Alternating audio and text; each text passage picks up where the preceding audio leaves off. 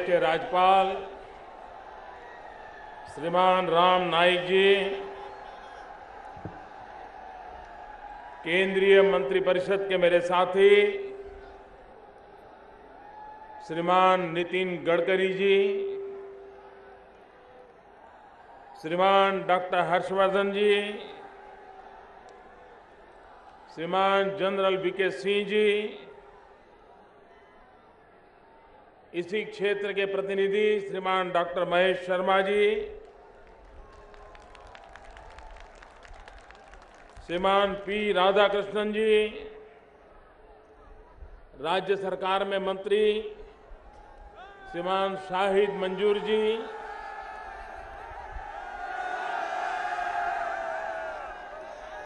दिल्ली के और उत्तर प्रदेश के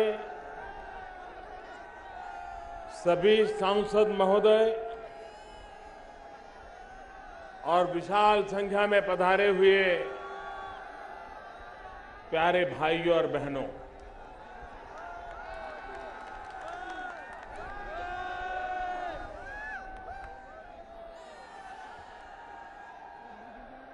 (1857) के स्वातंत्र संग्राम में मेरठ को विशेष रूप से याद किया जाता है। 1857 के स्वातंत्र संग्राम में मेरठ ने गुलामी से मुक्ति का मार्ग दिखाया था और आज दिल्ली से मेरठ का ये एक्सप्रेस हाईवे प्रदूषण से मुक्ति का मार्ग दिखा रहा है।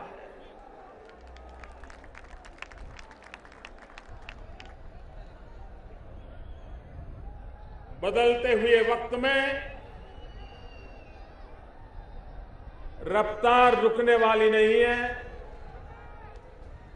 और रफ्तार की गति भी रुकने वाली नहीं है।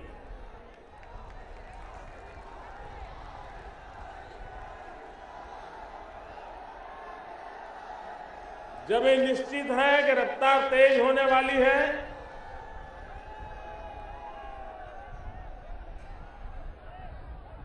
तो इंफ्रास्ट्रक्चर भी उसी रफ्तार के अनुकूल बनाना आवश्यक हो जाता है।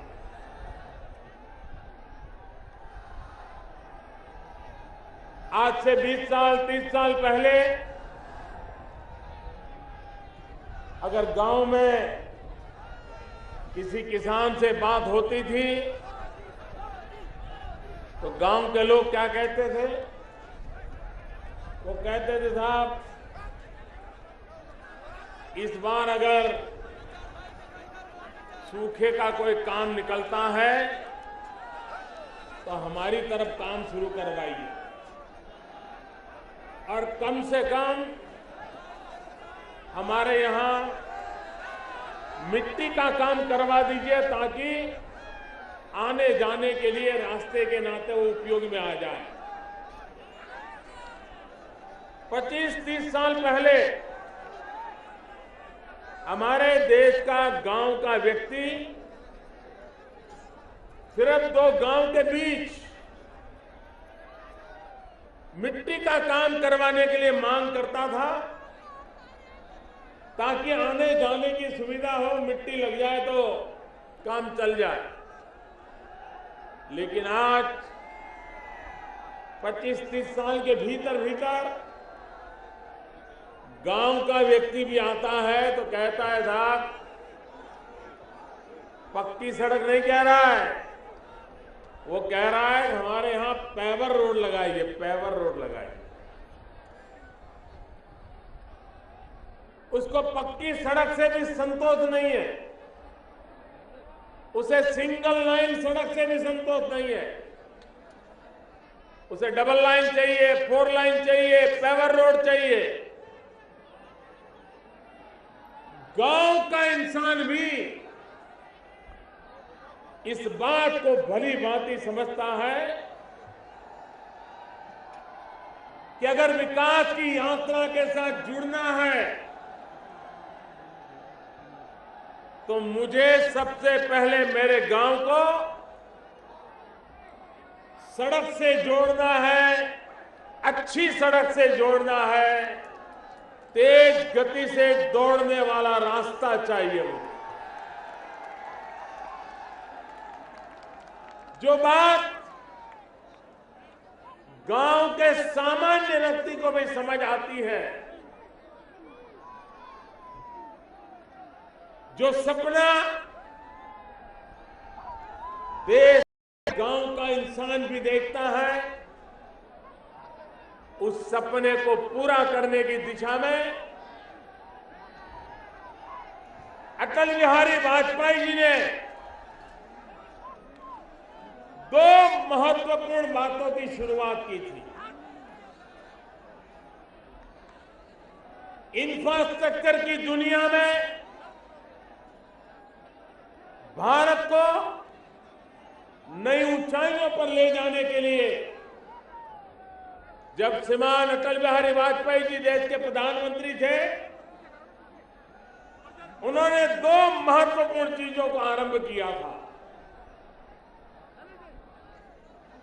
एक, भारत को वैश्विक स्तर पर दुनिया के मुकाबले में लाकर के खड़े करने के लिए एक योजना आरंभ की, और दूसरी, हिंदुस्तान के गांवों के जीवन में बदलाव लाने के लिए, गांवों को कनेक्टिविटी देने के लिए उन्होंने योजना का आरंभ किया। और दोनों योजनाएं, एक थी स्वर्णिम चतुर्भुज एक्सप्रेस हाईवे, पूरब से पश्चिम, उत्तर से दक्षिण हिंदुस्तान को एक ही ताकत वाला, एक ही क्वालिटी वाला, तेज गति से ले जाने वाला रास्ता बनाने का अभियान चलाया। और आज हिंदुस्तान गर्व से कह सकता है कि भारत के पूरब से पश्चिम को जोड़ने का काम, उत्तर से दक्षिण को जोड़ने का काम वाजपेयी जी की स्वर्णिम चतुर्भुज योजना के कारण हिंदुस्तान की पहचान दुनिया के समृद्ध देशों के बराबरी में लाकर के रख दिया। दूसरी तरफ, एक तरफ वाजपेयी जी हिंदुस्तान को वैश्विक स्तर पर देखना चाहते थे, तो दूसरी तरफ हिंदुस्तान के गांव की भी चिंता करना चाहते थे। और इसलिए उन्होंने दूसरी बड़ी योजना बनाई। वो दूसरी बड़ी योजना थी प्रधानमंत्री ग्राम सड़क योजना। उस प्रधानमंत्री ग्राम सड़क योजना से हिंदुस्तान के उन गांवों को पक्की सड़क से जोड़ा जाए, ताकि गांव भी गति से आगे बढ़े और स्वर्णिम चतुष्क के द्वारा विश्व की बराबरी करने की क्षमता पाए। इंफ्रास्ट्रक्चर की दुनिया में वाजपेयी जी की सरकार ने ये जो दो अहम बातें हमारे सामने रखी, आज बीच में 10 साल का अंतराल चला गया, क्या हुआ क्या नहीं हुआ, कैसे हुआ, इसकी चर्चा करने के लिए मैं नहीं आया। लेकिन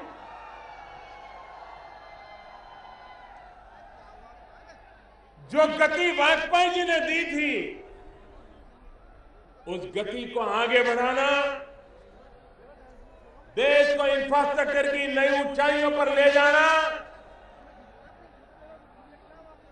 उस दिशा में एक बहुत बड़ा अभियान इस सरकार ने उठाया है। एक तरफ एक्सप्रेस हाईवे की भारत के भिन्न भिन्न भागों में श्रृंखला बढ़े। जब एक शहर को 100 किलोमीटर की रेडियस में अन्य छोटे छोटे शहरों के साथ जोड़ा जाता है तो सिर्फ रास्ते नहीं बनते, लेकिन वो 100 किलोमीटर की रेडियस में आने वाले हर छोटा मोटा गांव, हर छोटा मोटा शहर उसी ताकत के साथ विकास की नई ऊंचाइयों को प्राप्त करता है। दिल्ली के साथ सट करके ये जो रोड नेटवर्क बनाने का हमने अभियान उठाया है, वो पूरा अभियान दिल्ली के 100-150 किलोमीटर की रेडियस के सारे क्षेत्र के विकास का एक बहुत बड़ा कारण बनने वाला है। सैटेलाइट टाउनशिप डेवलप होने वाली है। जब मेरठ और दिल्ली तेज गति से जुड़ जाते हैं तो मेरठ दिल्ली से भी तेज गति से आगे बढ़ जाता है, देहरादून बढ़ जाता है। और इसलिए ये सिर्फ रास्ता नहीं बन रहा है, ये विकास का राजमार्ग बन रहा है।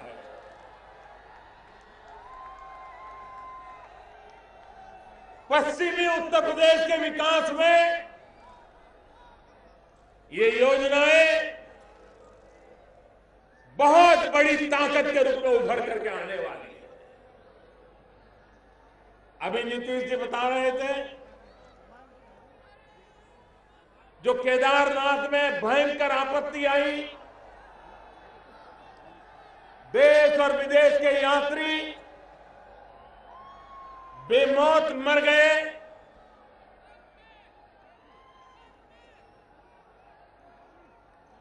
संकट बहुत बड़ा था,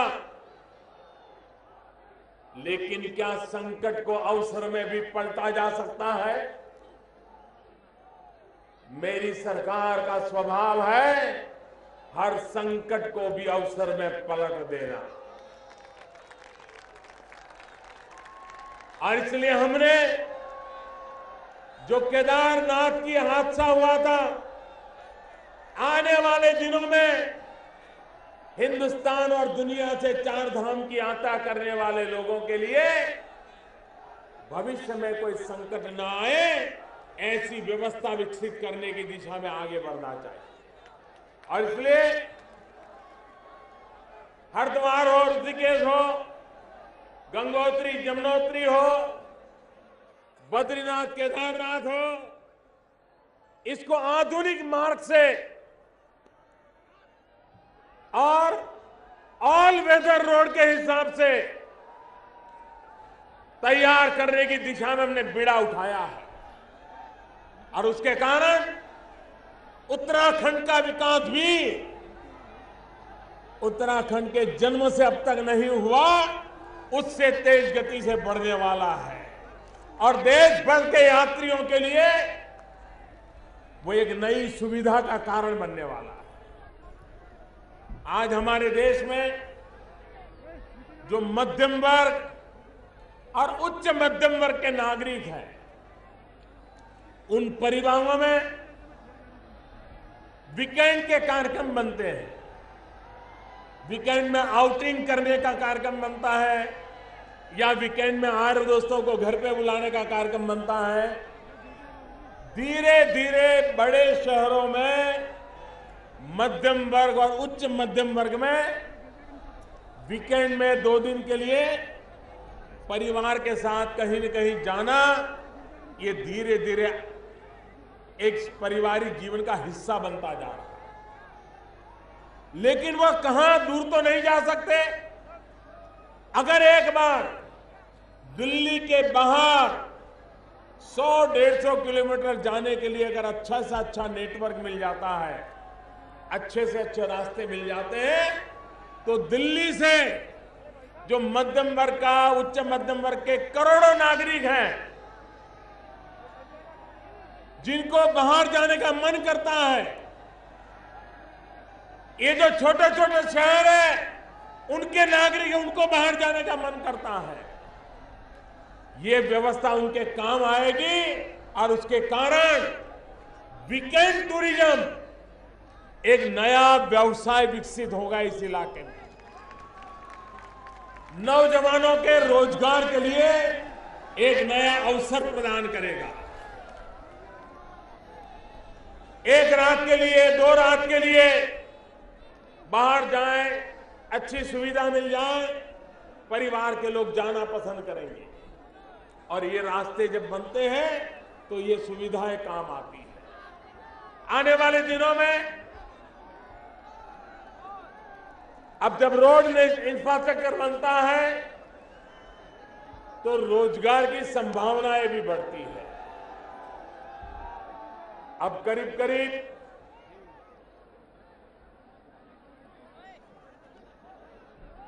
6,000 करोड़ का ये प्रोजेक्ट बनेगा, 8,000 करोड़, 7,500 करोड़। अब ये 7,500 करोड़ का जब प्रोजेक्ट लगता है तो इसमें कितने हजारों लोगों को काम मिलता है। उन हजारों लोगों के लिए कोई चाय की दुकान चलेगी, कोई भोजन का ठेका चलेगा, कितने लोगों को रोजगार मिलता है। जब ये रोड बनता है तो 7,500 करोड़ में से अधिकतम पैसा रोजगारी में जाता है, जो उत्तर प्रदेश के गरीब लोगों को ये रोजगार का अवसर प्रदान करता है।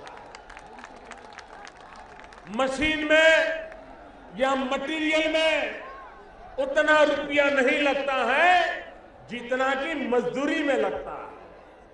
और इसलिए जब इंफ्रास्ट्रक्चर के काम निकलते हैं वो रोजगार के अवसर पैदा करते हैं, और जब रोजगार के अवसर पैदा करते हैं तब गांव के गरीब की खरीद शक्ति को बढ़ावा देते हैं, उसके परचेजिंग पावर को बढ़ावा देते हैं। और जब परचेजिंग पावर गांव के व्यक्ति का बढ़ता है, गरीब का परचेजिंग पावर बढ़ता है, तो हिंदुस्तान की अर्थव्यवस्था नई ऊंचाइयों को पार करती है, नई ताकत को पार करती है। और इसलिए हमारी सरकार जो भी योजनाएं लेकर के चल रही है, वो योजनाएं आखिर में गरीब से गरीब व्यक्ति के काम आए, उसको रोजगार दे, उस पर ध्यान केंद्रित करती है। एक तरफ जैसे हमने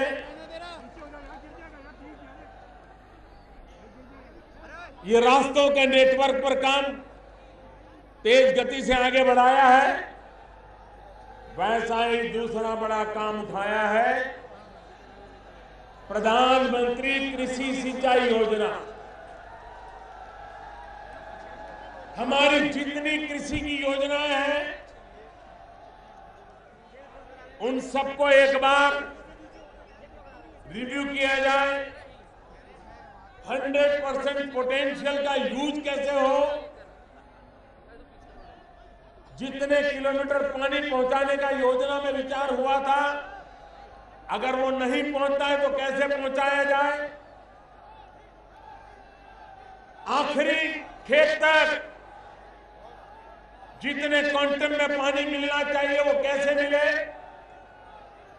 और नई योजनाएं नदियों को जोड़ करके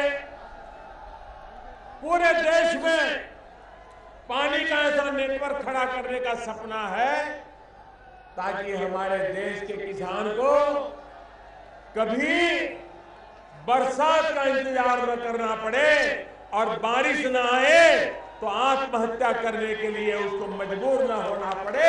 उस दिशा में हम काम करें। भाइयों बहनों, ये हमारा पश्चिमी उत्तर प्रदेश गन्ना किसानों का प्रदेश है। हिंदुस्तान का मुंह मीठा करने का काम ये मेरे पश्चिम उत्तर प्रदेश के गन्ने किसान करते हैं।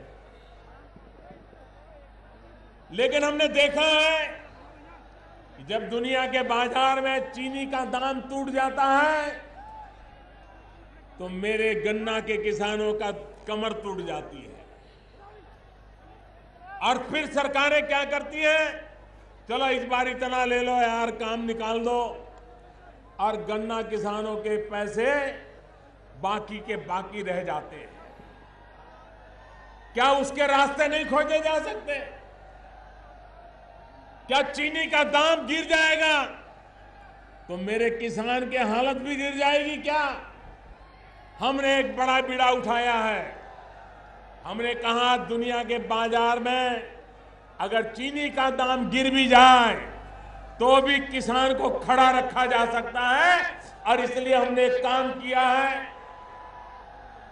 अब चीनी में से, अब जैसे गन्ने में से चीनी बनती है, उसके साथ साथ हम अगर चीनी ज्यादा बन गई तो चीनी का प्रोडक्शन कम करो भाई, चीनी के दाम टकाए रखो, लेकिन बीच में इथेनॉल बना लो,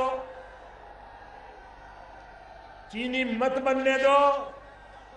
अब इथेनॉल बनाएगा लेकिन मार्केट नहीं होगा तो क्या करेगा? और इसलिए सरकार ने कानून बनाया कि हमारी जो बस चलती है, पेट्रोलियम से चलने वाली गाड़ियां हैं, उसमें 5% इथेनॉल को मिक्स किया जाए। इससे प्रदूषण की भी मुक्ति होगी और हमारा गन्ने का किसान जो गन्ना पैदा करता है उससे हमारी गाड़ियां दौड़ेगी, एक्सप्रेस हाईवे भी बनेगा और इथेनॉल से गाड़ियां भी दौड़ेगी, तो मेरे गन्ना पैदा करने वाले किसान की गाड़ी भी तेज गति से दौड़ेगी। ये हम विकास का मॉडल लेकर के चल रहे हैं। और इसलिए मेरे भाइयों बहनों, इस विकास की यात्रा को जन जन तक पहुंचाए। आज 31 दिसंबर है, 2015 का ये आखिरी दिवस है। कल 1 जनवरी 2016 का प्रारंभ हो रहा है।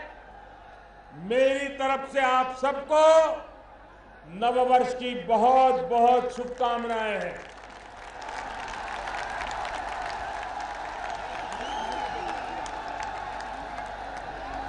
इस देश के नौजवानों को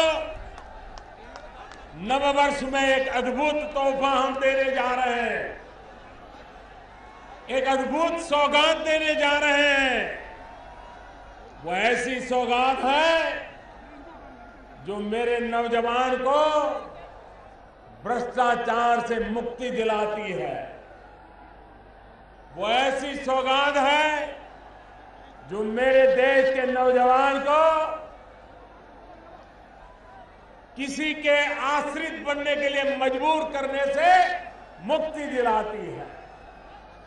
सरकार ने फैसला किया है, जो फैसला कल लागू हो जाएगा, वो फैसला ये है कि तीसरे और चौथी श्रेणी में सरकारी नौकरी के लिए इंटरव्यू लिए जाते हैं। और हम जानते हैं इंटरव्यू का मतलब ही है सिफारिश। इंटरव्यू का मतलब ही है कि किसी बड़े व्यक्ति का कुर्ता पकड़ करके पहुंचना, और जो हक है वो हकदार बेचारा हक से वंचित रह जाता है। और इसलिए सरकार का फैसला है, कल 1 जनवरी 2016 आपको नववर्ष की सौगात है कि अब श्रेणी 3 और 4 में इंटरव्यू नहीं किया जाए। टेक्नोलॉजी के द्वारा मेरिट के आधार पर विधवा मां का बेटा होगा, अगर उसका हक बनता है उसके घर में नौकरी का ऑर्डर आ जाए। भ्रष्टाचार के खिलाफ लड़ाई का एक बहुत अहम कदम हमने उठाया है। नौजवानों को रोजगार में ये जो दिक्कतें आती हैं उससे मुक्ति दिलाने का हमारा प्रयास है। सभी राज्य सरकारें ये इंटरव्यू का परंपरा खत्म कीजिए और मेरिट के आधार पर नौजवानों को रोजगार दें।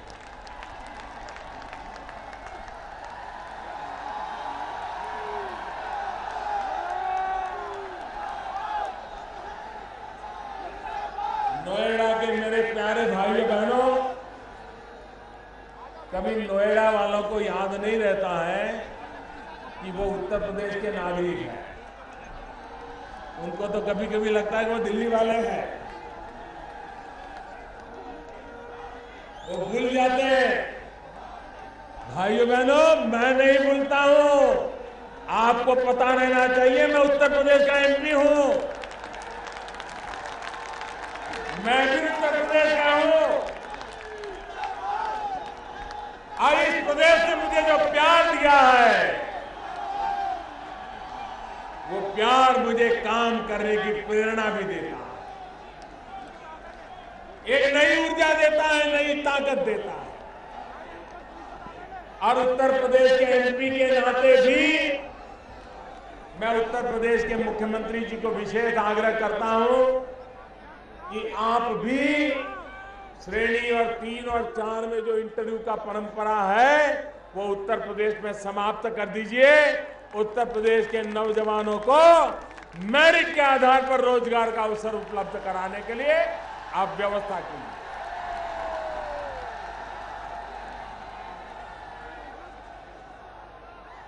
भाइयों बहनों,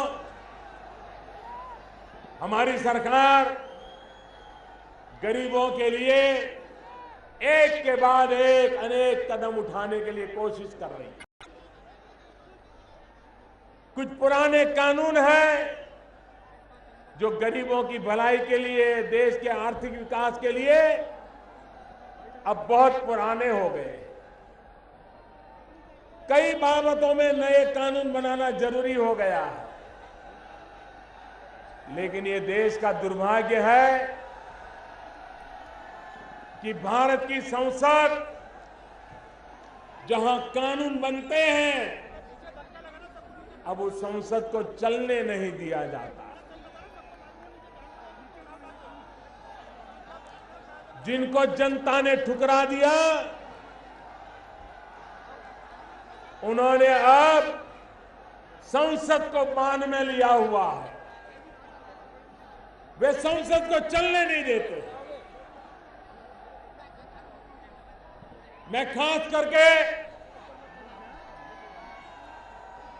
सभी राजनीतिक दलों से आग्रह करता हूं, लोकसभा में तो हमें बोलने का अवसर नहीं मिल रहा है, लेकिन मैं जनसभा में से आग्रह कर रहा हूं कि देश की जनता ने हमें संसद में चर्चा करने के लिए भेजा है, विचार विमर्श करने के लिए भेजा है, डिबेट करने के लिए भेजा है,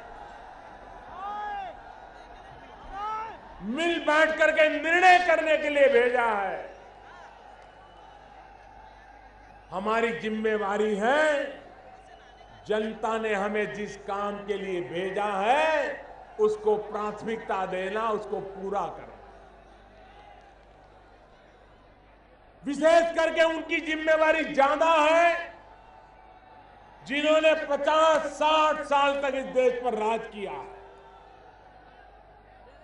सरकार क्या होती है, संसद क्या होती है, संसद में काम होना कितना जरूरी होता है, वे हमसे भी ज्यादा उनको पता है जिन्होंने 50-60 साल तक देश में सरकारें चलाई हैं, दर्जनों प्रधानमंत्री दिए हैं। उनकी विशेष जिम्मेवारी है कि अपने राजनीतिक कारणों को देश को आगे बढ़ने में बीच में न लाए। संसद को चलने की जिम्मेवारी उनकी भी उतनी ही ज्यादा है, क्योंकि 60 साल तक इस देश ने उनको सरकार बनाने का अवसर दिया। जिनको अभी तक अवसर नहीं मिला है, उसका गुस्सा हम समझ सकते हैं। जिनको मौका नहीं मिला है, उसकी नाराजगी हम समझ सकते हैं। लेकिन जिन्होंने 60 साल तक